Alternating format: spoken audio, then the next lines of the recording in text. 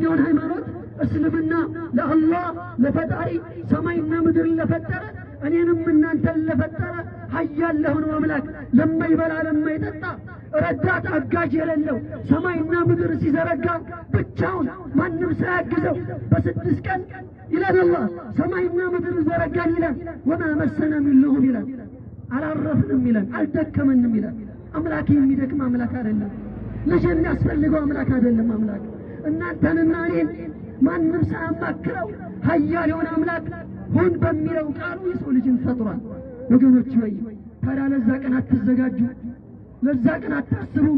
ምን እንደሚጠብቃችሁ አውቃችኋል? ከሞት በኋላ ማንም ሊያድናችሁ የሚችል የለም። ስልጣን አያድናችሁም፣ ገንዘብ አያድናችሁም።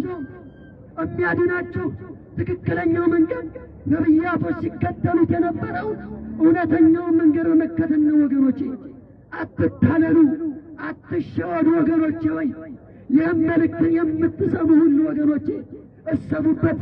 ዛሬ ነው የመጠየቂያው ጊዜ፣ ዛሬ ነው ራስን የመርመሪያው ጊዜ።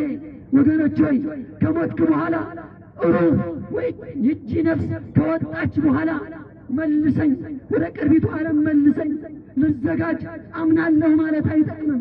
ዛሬ እውነተኛው መንገድ ተባርቶልሃል፣ ተገልጾልሃል። በተለይ በቁርአን አላህ እያንዳንዱን የትንሣኤን ጉዳይ ከሞት በኋላ ያለውን ጉዳይ በዝርዝር ማለት ነው የሰው ልጅ በሚገባው መልኩ ነገ ከሞት በኋላ የሰው ልጅ እንዳያስተባብል መልእክተኛ አልተላከልኝም፣ መጽሐፍ አልተላከልኝም ብሎ እንዳያስተባብል አላህ በዝርዝር ነው የተናገረው። ወንድሞቼ ወላሂ የሰው ልጅ ያሳዝነን ያለበት ህይወት የሚያስበው ስለሚበላው ስለሚጠጣው ብቻ ነው። የሰው ልጅ እንዴት ይህን እናስባለን ወገኖቼ? ለመብላት ለመጠጣት ከሆነማ እንስሳዎችም እኮ ይበላሉ ይጠጣሉ። ለዚህ ነው የተፈጠርነው። ለመብላት ለመጠጣት ነው የተፈጠርነው። ስራ ለመስራት ብቻ ነው 24 ሰዓት የምናስበው። ተኝተንም በህልማችንም ስንሄድም ስንተኛ ስንቀመጥም የምናስበው ለዚች ጠፊ ለሆነች ህይወት ነው። ይህች ህይወት እኮ በጣም አጭር ጊዜ ናት ወገኖቼ፣ አጭር ናት። ሩሃችን ስትወጣ ማለት ነው ወላሂ አንድ ቀን የቆየን አይመስለንም። የሚገርመው ነገር የሰው ልጅ 1000 ዓመት እንኳን በዚች ምድር ላይ ቢኖር ሩህ ስትወጣ ይህች ነፍስ ስትወጣ አንድ ቀን የቆየ አይመስልም። ሁሉ ነገር ያልቃል። ስልጣን ይጠፋል፣ ገንዘብ ይጠፋል፣ ዝና ይጠፋል፣ እውቀት ይጠፋል። የማይጠፋው በዚች ምድር ስትሰራ የነበረው እውነተኛውን አምላክ ኃያሉን አምላክ አንድ አላህን ያመለከ ሰው። ስለዚህ ወገኖቼ መዳን የምትፈልጉ ከሆነ ከሞት በኋላ ባለው መንገድ ዳር እያያዛችሁ መንገድ እንዳትዘጉ ወገኖቼ፣ ሌሎች የሚተላልፉ ሰዎች እንዲያልፉ ማለት ነው። ስለዚህ ወገኖቼ ፈጣሪያችሁን ይወቁ። ፈጣሪያችሁ አንድ አላህ ብቻ ነው። እናንተንም እነ አብርሃምን ሲያመልኩት የነበረው እነ ዮሴፍ እነ ሙሴ የመርየም ልጅ ኢየሱስ አለይሂ ሰላም ሲያመልኩት የነበረ እነ ሙሐመድ አለይሂ ሰላቱ ወሰላም እሳቸው ሲያመልኩት የነበረ ሰማይና ምድር የፈጠረ አንድ አላህ ነው መመለክ ያለበት ወገኖቼ።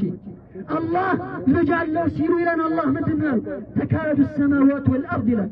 ሰማይና ምድር ቀረቡ ሊሰነጣጠቁ ደንግጠው ማለት ነው። እንዴት አምላክ ልጅ አለው ይባላል? ሱብሃንአላህ። እናት እኮ ልጅ የሚያስፈልጋት ለምንድን ነው?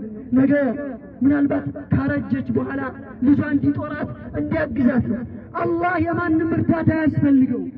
አላህ መጀመሪያ የሌለው መጨረሻ የሌለው ሁሌ ሕያው ሞት የማይነካው አምላክ ብሎ ማለት ሁሌ ሕያው ነው። ያልወለደ ያልተወለደ ሰማይና ምድር የሚቆጣጠር ኃያል አምላክ ነው። ነብዩ ሰለላሁ ዐለይሂ ወሰለም በነበሩበት ዘመን አንድ አይሁዲ መጣና ምን አላቸው? አንተ ሙሐመድ አላቸው። በእኛ መጽሐፍ ላይ እኮ በወንጌል ላይ በተውራት ላይ አላቸው ምንም ይላገኘን ይላቸዋል። የአላህ ኃያልነትን ተመልከቱ። የአላህ ታላቅነትን ሲናገር ምን ይላል? ነገ የትንሣኤ ቀን እኮ ሰማይና ምድር በጣቱ ይይዛታል። እስኪ ተመልከቱ። ይህን ግዙፍ ሰማይ ምድር በጣቱ ነው የሚይዛት። ዛፍን በአጠቃላይ በጣቱ ነው የሚይዛቸው። በጣም የሚገርም ሱብሃንአላህ። ለዛም አላህ ምን ይላል? ወማ ቀደሩላህ ሐቀ ቀድሪህ ወልአርዱ ቀብደቱሁ የውመ አልቂያማ ይላል አላህ። የሰው ልጅ ፈጣሪን አምላክን የሚገባውን ማወቅን አላወቁትም፣ የሚገባውን ማላቅን አላላቁትም። የሰው ልጆች አላህ ልጅ አለው ሲሉ በሱ ሲያምፁበት፣ ሲክዱበት፣ ሲወነጅሉበት አላህን አላወቁትም። የሰው ልጅ አላህ ማለት እኮ ኃያል የሆነ አምላክ ነው። ሰማይና ምድር በእጁ የሚጨብጥን አምላክ እንዴት የሰው ልጅ በጨለማ ወንጀል ይሰራል? አምላክ አያየኝም ብሎ ሰው አላየኝም ብሎ እንዴት ሰው ይዋሻል፣ ይዘርፋል፣ ያጭበረብራል? የሰው ሕይወትን እንዴት ያጠፋል? ከአላህ ውጭ ያለን አካል እንዴት የሰው ልጅ ያመልካል? ኃያል የሆነ አምላክን ለምንድን ነው እሱን የማናውቀው? ለምንድን ነው እሱን የማናመልከው? ወገኖቼ ከኛ በፊት የነበሩት ህዝቦች ወንጀል ሲፈጽሙ አላህ ያጠፋቸው ነበር። የሙሴን ህዝቦች ብንመለከት በሙሴ ዓላምን ሲሉ አላህ ምንድን ነው ያደረገው? ባህር ላይ እንዲሰምጡ አደረጋቸው። ተመልከቱ አላህ ኃያልነት። ሌሎችም ማለት ነው በአላህ ያመፁ ሰዎችን ጊዜ አልሰጣቸው። የሉጥ ህዝቦች ወንድ ለወንድ ሴት ለሴት ዝሙት ሲሰሩ የነበሩ ሰዎችን አላህ ምንድን ነው ያደረጋቸው? ሱብሓነላህ ከሰማይ የእሳት ድንጋይ አውጥቶ ነው አላህ ጅብሪል ዓለይሂ ሰላም ገብርኤል ማለት ነው ይችን ሰማይ 600 ክንፍ አለው አሉ ነቢ ሰለላሁ ዐለይሂ ወሰለም።